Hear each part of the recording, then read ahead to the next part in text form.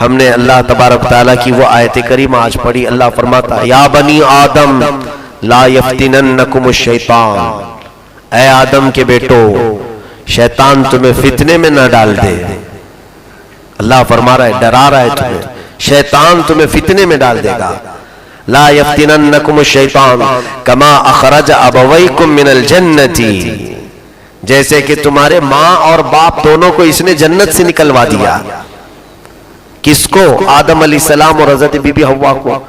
یہ جنت میں تھے تو سب سے پہلے شیطان نے کیا کیا؟ کون سا کام کیا؟ وسوسہ ڈالا. اللہ تعالیٰ نے جنت میں رکھنے کے بعد آدم علیہ السلام اور حضرت بی بی حوا کو کہا تھا ایک درخت ہے اس کے قریب مت جانا. وہ اللہ بہتر جانتا ہے وہ کیا حکمت تھی، کیوں نہ جائیں، یہ اللہ تعالیٰ کی حکمت کاملہ ہے. لیکن ابلیس لعین دونوں کے درمیان کیسے وسوسہ ڈالا؟ فوسوس لہما الشیطان لیبدی لہما ما وری.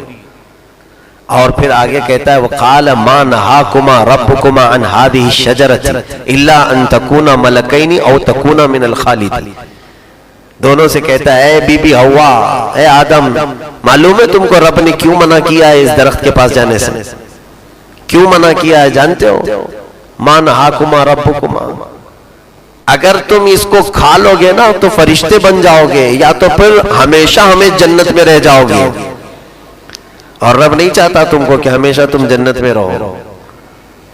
یہ کھاؤ گے تو تم بہت بڑے بن جاؤ گے اور جنت تمہاری ہمیشہ کی ہو جائے گی. یہ راز ہے اس میں، اس لیے تم کو روکا گیا ہے. تو ان کے دل میں یہ بات آئی اور حضرت حوا نے آدم علیہ السلام سے کہا کہ کھا لیتے ہیں، کہیں جنت چھوٹ نہ جائے. جنت چھوٹ نہ جائے. یہ کہہ رہا ہے کہ جو یہ پھل کھا لے گا، اس درخت کو کھا لے گا، وہ ہمیشہ جنت میں رہے گا، تو کیوں نہ ہم کھا لیں. آدم علیہ السلام نے منع کیا، لیکن حضرت بی بی حوا نے کہا کہ میں لاتی ہوں آپ کھا لیں. حضرت بی بی حوا اس درخت کا پھل لائیں اور دونوں کھا لیے. آدم علیہ السلام بیوی کی بات میں آئے، حضرت حوا کی بات میں. اور بسا اوقات ایسا ہوتا ہے عورتوں کی بات میں آنے کے بعد انجام بہت الگ ہو جاتا ہے، اتار دیا جاتا ہے جنت سے. حضرت بی بی حوا کھلا تو دیں، اس کے فوراً بعد اللہ فرماتا ہے ان کا لباس اتار لیا گیا.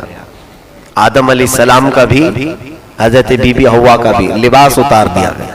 جو جنتی لباس ان کا تھا وہ اتار لیا گیا. پھر رب تبارک تعالیٰ نے فرمایا کہ جاؤ نیچے زمین پر جاؤ. الٹا شیطان نے کیا نا، نہیں کھاتے تو شاید اور رہتے. اس نے کیا جھوٹ بولا تھا کہ اگر یہ کھا لو گے تو ہمیشہ رہو گے، جبکہ کھانے سے اتر گئے. ابلیس لعین ہمیشہ الٹی چیز پر پہنچاتا ہے. شیطان ہمیشہ تمہیں نقصان والی چیز فائدہ کر کے دکھاتا ہے، ہمیشہ اس کی عادت ہے. ہمارے ماں اور ہمارے باپ کو اس نے جنت سے نکلوانے کا کام کیا. آدم علیہ السلام اور حضرت بی بی حوا کو جنت سے اتارا گیا، ان کا لباس بھی نکال لیا گیا. اور روایات بتاتی ہیں تفسیر میں کہ وہاں دو درخت تھے، انجیر کا اور امرود کا. ان درختوں نے اپنے پتے دیے بدن چھپانے کے لیے، ان درختوں کو بھی اتارا گیا، نیچے اتار دیا گیا. جو جو اس میں تعاون میں تھے، ایک روایت میں ہے کہ سانپ اور مور تھے، ان کو بھی اتار دیا گیا. جو جو ان تمام کاموں میں مصروف تھے، سانپ کے بہت حسین و جمیل پیر تھے، اسے پیر سے ختم کر دیا گیا. مور کو جو خوبصورتی دی گئی سب باقی رکھی گئی، اس کے پیر بدصورت بنائے گئے. اور پھر سب کے درمیان دشمنی ڈال دی گئی، ایک دوسرے کی عداوت آ گئی. انسان سانپ کا دشمن، سانپ انسان کا دشمن، اور بھی یہ جتنے بھی تھے آپس میں ان کی عداوت آ گئی اور سب کو دنیا کے الگ الگ کونوں میں اتار دیا. آدم علیہ السلام کو سرندی پار پر، بی بی حوا کو جدہ میں، اور پھر نہ جانے یہ سانپ اور مور وغیرہ کہاں اتارے گئے، واللہ عالم.